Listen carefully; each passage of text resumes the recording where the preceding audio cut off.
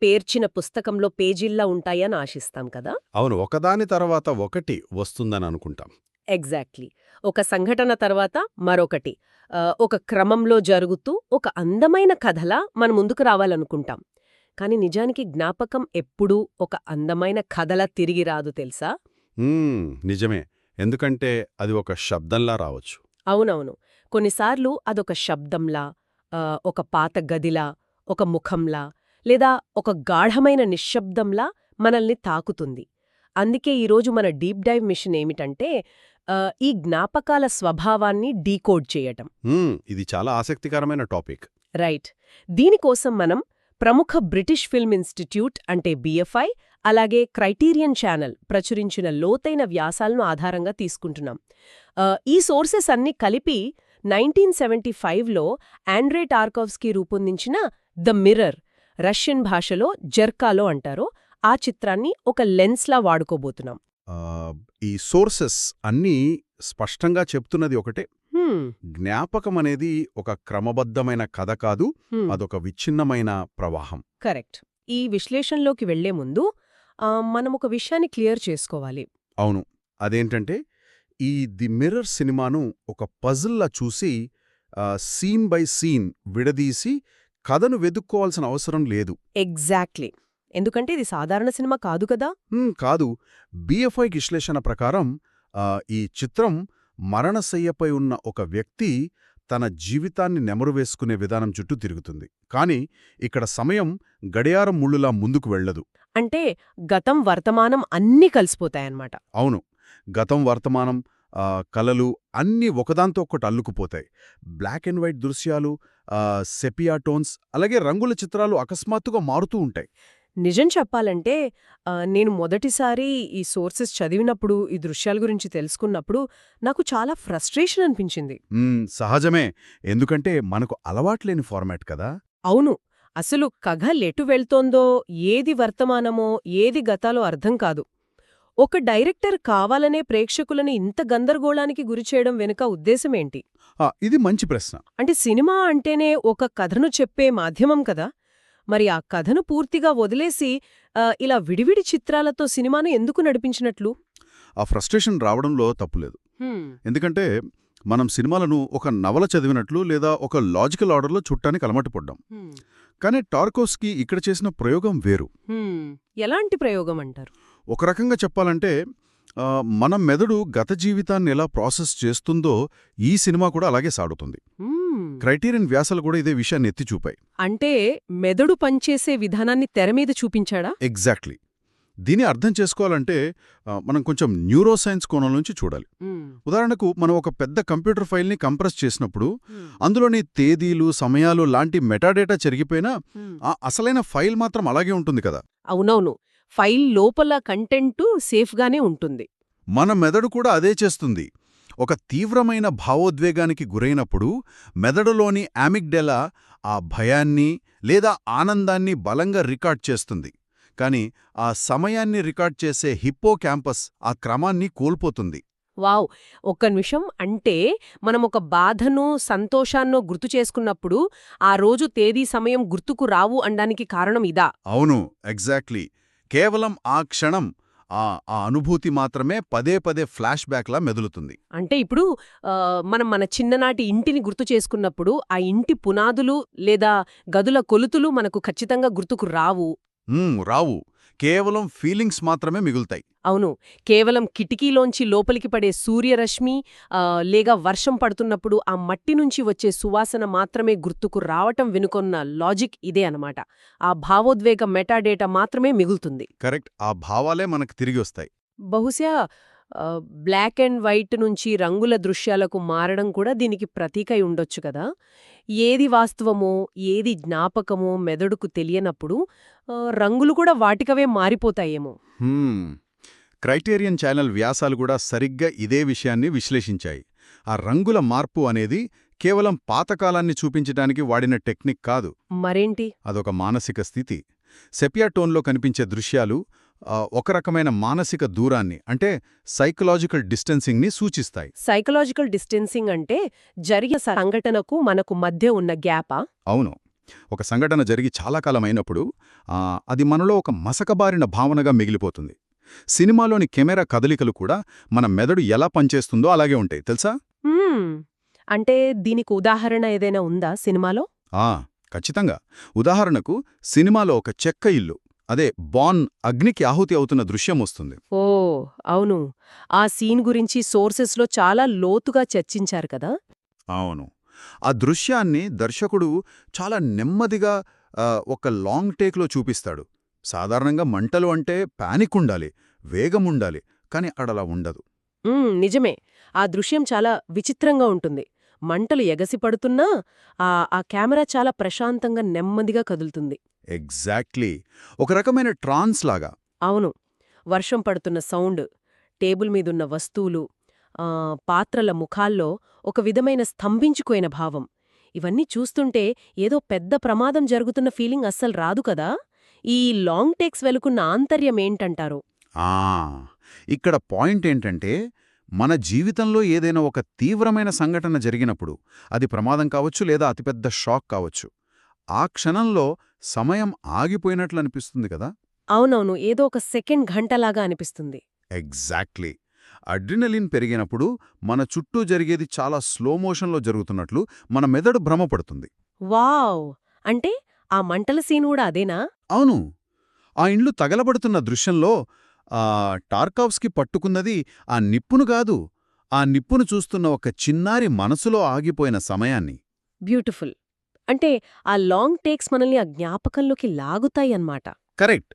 ఇక్కడ గాలి, వర్షం, అగ్ని, నీరు ఇవన్నీ కేవలం వాతావరణాన్ని చూపించడానికి వాడినవు కావు. అవి ప్రాణమున్న పాత్రలా ప్రవర్తిస్తాయి. ఈ ప్రకృతి ప్రస్తావన రాగానే నాకో ఆలోచనొస్తోందిక్కడ. చెప్పండి. సోర్సెస్ ప్రకారం చూస్తే సినిమాలో గాలి వీచినా, పొలాలు కదిలినా అదంతా ఒకరి వ్యక్తిగత కలలో మనం దారి తప్పి తిరుగుతున్న భావన కలిగిస్తోంది కదా. అవును, ఒక డ్రీమ్ సీక్వెన్స్ లాగుంటుంది. కానీ కలలు అంటే మనం నిద్రలో ఉన్నప్పుడు వచ్చే కేవలం భ్రమలు, అర్థం పర్థం లేని చిత్రాలు కదా. వాటికింత లోతైన అర్థం ఆపాదించడం కరెక్టేనా అనొక డౌటొస్తోంది. ఇది చాలా మందికొచ్చే సందేహమే. కానీ బిఎఫ్ఐ విశ్లేషణల ప్రకారం చూస్తే కలలు కేవలం భ్రమలు కావు. అంటే అవి నిజంగానే ఏదైనా చెబుతాయా? అవును. అవి మన అచేతన మనసు యొక్క బ్లూ ప్రింట్స్. మన మెదడులో అణిచివేయబడిన కోరికలు, భయాలు, తీరని లోటు అంతా కలల రూపంలో బయటకొస్తుంది. హ్మ్. దీని సినిమాలో ఎలా చూపించారు? సినిమాలో తల్లి తలస్నానం చేస్తున్న ఒక కవితాత్మక దృశ్యం ఉంటుంది. మీరు గమనిస్తే. అవును. ఆ సీన్ గురించి చదివాను. పైకప్పు నుంచి పెచ్చులూడి పడుతుంటాయి కదా. ఎగ్జాక్ట్లీ. అద్దంలో ముఖాలు చూసుకున్నప్పుడు అక్కడెవరూ ఉండరు. ఈ ఖాళీ గదులు, ఆ నిశ్శబ్దమంతా దూరం లేదా ఆబ్సెన్స్ అనే భావనను సూచిస్తుంది. అంటే ఒకరు లేరు అన్న ఫీలింగ్. కరెక్ట్. మనకిష్టమైన వారు మనతో లేనప్పుడు, వారి స్థానం ఖాళీగా ఉన్నప్పుడు ఆ గదిలో ఉండే వస్తువులు కూడా ఆ శూన్యాన్ని ఎలా ప్రతిబింబిస్తాయో ఆ కలల దృశ్యాలు చెబుతాయి. అదొక అసంపూర్తి భావన. అంటే ఒక మనిషి లేడు అనే వాస్తవాన్ని అంగీకరించలేక ఆ ఖాళీ గదిని పదే పదే ఊహించుకోవడమన్నమాట. అవును, సరిగ్గా చెప్పారు. ఇదనక వింటుంటే ఇదొక అత్యంత వ్యక్తిగతమైన ఒక కుటుంబం, ఒక ఇల్లు, ఒక తల్లి చుట్టూ తిరిగే అంతర్గత ప్రపంచం అనిపిస్తోంది. అవును, ఇది చాలా పర్సనల్ జర్నీ. కాని ఇక్కడే నాకు పెద్ద సందేహముంది. ఏంటది? ఇంత వ్యక్తిగతమైన, ప్రశాంతమైన లేదా బాధాకరమైన జ్ఞాపకాల మధ్యలో అకస్మాత్తుగా స్పానిష్ సివిల్ వార్ లేదా రెండో ప్రపంచ యుద్ధం కాలం నాటి ఆర్కైవల్ ఫుటేజ్ వస్తుంది. అవును, బాంబులు, సైనికుల కవాతులాంటివి. అదే కదా. ఇదంతా ఈ వ్యక్తిగత కథతో ఏమాత్రం సింక్ అవ్వనట్టు అనిపించదా? ప్రపంచంలో సరిహద్దుల్లో జరిగే ఇంత పెద్ద సంఘటనలు మన చిన్న అంతర్గత భావోద్వేగ ప్రపంచంలో ఎందుకు చొరబడ్డాయి? ఇది చాలా ఇంపార్టెంట్ పాయింట్. ఎందుకంటే జాతీయ చరిత్ర, వ్యక్తిగత జీవితం వేర్వేరు కాదు కదా. రెండు ఒకే నాణ్యానికున్న రెండు ముఖాలు. అంటే చరిత్ర ఎఫెక్ట్ పర్సనల్ లైఫ్ మీద పడుతుంది అంటారా? ఖచ్చితంగా. 1930లు, 40ల నాటి సోవియట్ యూనియన్ కాలాన్ని తీసుకుంటే ఆ రాజకీయ పరిణామాలు, యుద్ధ వాతావరణం ప్రతి ఇంటి 4 గోడల మధ్యకి చేరాయి. అంటే బయట జరిగే గొడవలు ఇంట్లో కూడా ఫీల్ అవుతారు. అవును. సినిమాలో ఒక అద్భుతమైన దృశ్యముంది, ప్రింటింగ్ ప్రెస్ దృశ్యం. అందులో తల్లి ఒక ప్రెస్లో ప్రూఫ్ రీడర్గా పనిచేస్తూ ఉంటుంది. అవును. ఆ సీన్ చాలా టెన్షన్తో ఉంటుంది కదా. ఎగ్జాక్ట్లీ.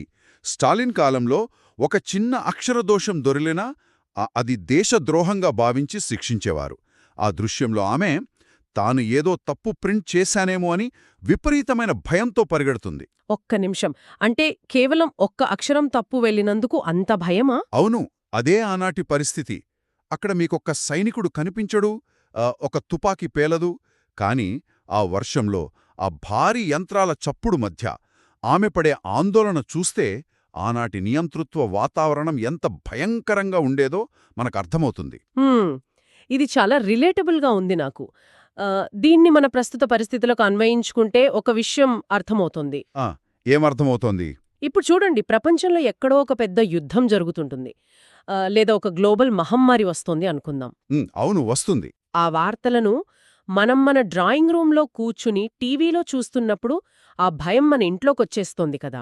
100% వస్తుంది. రేపు ఏమవుతుందో అనే ఆందోళనతో మనం గడిపే ఆ నిశ్శబ్ద క్షణాలు భవిష్యత్తులో మన వ్యక్తిగత జ్ఞాపకాలుగా మారిపోతాయి కదా. అంటే బాహ్య ప్రపంచంలోని కల్లోలం మన అంతర్గత ప్రపంచంలో ఒక నిశ్శబ్దమైన గాయంగా మారిపోతుందన్నమాట. మీరు చాలా కరెక్ట్గా కనెక్ట్ చేశారు. అక్షరాల అదే జరుగుతోంది ఇక్కడ. అవునా? అవును. ఆ ప్రింటింగ్ ప్రెస్లో తల్లిపడిన భయం, ఆ ఆందోళన ఆ ఇంటి వాతావరణాన్ని పూర్తిగా మార్చేస్తుంది. ఆ చిన్నారి మనసు ఆ భయాన్ని పసిగడుతుంది. అంటే పిల్లలకు కూడా స్ట్రెస్ చేరుతుంది. ఎగ్జాక్ట్లీ. అందుకే ఈ ఆర్కైవల్ ఫుటేజ్ అనేది సినిమాలో కేవలం ఒక చరిత్ర పాఠం చెప్పడానికి వాడిన సాధనం కాదు, ఆ బాలుడి చైతన్యంలోకి చరిత్ర ఎలా ప్రవేశించిందో చూపించే విధానం. వావ్! అంటే ఆ ఫుటేజ్ అంతా ఆ పిల్లాడి పర్స్పెక్టివ్లో చూపిస్తున్నారన్నమాట. అవును. ఆకాశంలో ఎగిరే యుద్ధ విమానాల చప్పుడు, లేదా వార్తాపత్రికల్లో చూసే శవాల గుట్టలు, ఇవన్నీ ఆ పిల్లాడికి వాళ్లమ్మ మొహంలో కనిపించిన భయంతో ముడిపడిపోయి ఒకే కలగూరగంప జ్ఞాపకంగా మారిపోతాయి. అంటే యుద్ధం మిగిల్చిన గాయాలు సమాజం మీద ఎంత ప్రభావం చూపుతాయో ఒక చిన్నారి అంతర్గత ప్రపంచం మీద అంతే ముద్ర వేస్తాయన్నమాట. అవును, మీరు చెప్పింది కరెక్ట్. అంటే చూడండి, ఆ చిన్నారికి చరిత్ర అంటే పాఠ్యపుస్తకాల్లో చదివే తేదీలు, సంవత్సరాలు కాదు. కాదు. చరిత్ర అంటే వాళ్లమ్మ కళ్లల్లో చూసిన భయం. చరిత్ర అంటే తమంటి పైకప్పు మీద పడిన వర్షం. చరిత్ర అంటే తండ్రి లేని ఆ ఖాళీ కుర్చీ. అవును, చాలా కవితాత్మకంగా చెప్పారు. ఇవన్నీ ఎంత అద్భుతంగా ఈ ఆర్కైవల్ ఫుటేజ్కి వ్యక్తిగత కథకు మధ్య ఉన్న గీతను చెరిపేశాయో కదా. ఇక్కడొక విషయం గమనించాలి, సోర్సెస్ కూడా అదే చెప్పాయి. ఇక్కడ ఏ రాజకీయ పక్షపాతం లేదు కదా. లేదు, అస్సల్లేదు. కేవలం ఒక సాధారణ మానవుడి మీద పరిస్థితుల ప్రభావం మాత్రమే కనిపిస్తుంది ఇక్కడ. అదే ఈ మూలాలన్నీ నొక్కి చెబుతున్న విషయం. టార్కోవ్స్కీ ఎవరి సైడ్ తీసుకోలేదన్నమాట. అవును. టార్కోవ్స్కీ ఆర్కైవల్ ఫుటేజ్ని వాడినప్పుడు ఒక సైద్ధాంతిక కోణంలోంచి చరిత్రను విశ్లేషించలేదు. రెడ్ ఆర్మీ కవాతు చేసినా లేదా బాంబులు పడుతున్నా ఆ సంఘటనల వల్ల మనిషి అనుభవించిన వేదన, ఒక తరం కోల్పోయిన బాల్యాన్ని మాత్రమే డాక్యుమెంట్ చేశాడు. నిజమే. ఇంకో విషయం ఏంటంటే, నేపథ్య గాత్రంలో వినిపించే ఆయన తండ్రి కవిత్వం కూడా ఇదే చెప్తుంది. ఒక తరానికి చెందిన గాయం ఆ తరువాతి తరానికి ఎలా బదిలీ అవుతుందో ఆ కవిత్వం వివరిస్తుంది. అదొక సజీవ అనుభవం. అద్భుతం. ఈ లోతైన విశ్లేషణను ఒకసారి క్రోడీకలిస్తే మనకర్థమయ్యేదేమిటంటే, ద మిర్రర్ అనేది సినిమా రూపంలో ఉన్న ఒక జ్ఞాపకాల ఫైల్ లాంటిది. అవును, ఒక విచ్ఛిన్నమైన ఫైలు. ఎగ్జాక్ట్లీ. అందులో లాజిక్ వెతకడం, లేదా ఏ సీన్ తర్వాత ఏ సీన్ వస్తుందో అని కనెక్ట్ చేయడం అనవసరం. ఎందుకంటే మన స్వంత జ్ఞాపకాలు కూడా ఒక ఆర్డర్లో ఉండవు కదా. అసలుండవు. కేవలం కొన్ని వాసనలు, కొన్ని దృశ్యాలు, కొన్ని స్పర్శలు మాత్రమే మిగుల్తాయి. దర్శకుడు కూడా కాలమనేది కేవలం గడియారం ముళ్ళు కాదు, అదొక భావోద్వేగ అనుభవం అని చాలా స్పష్టంగా చెప్పాడు.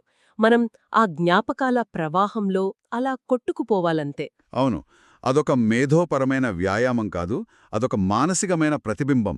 సినిమా చూస్తున్నంతసేపు మనం టార్కోవ్స్కీ జ్ఞాపకాలను చుట్టం లేదు. మరి ఏం చూస్తున్నాం?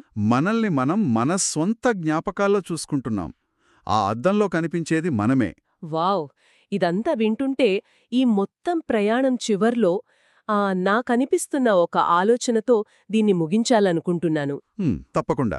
మనమెప్పుడు జ్ఞాపకాలు స్పష్టంగా ఒక కథలా గుర్తుండాలని తపన పడతాం కదా, కాని జ్ఞాపకం ఎప్పుడు పూర్తిగా తిరిగి రాకపోయినా, అది అసంపూర్తిగానే మిగిలిపోయినా ఆ ఆ విచ్ఛిన్నమైన భావాలే, ఆ మసకబారిన చిత్రాలే మనల్ని మనం ఎవరో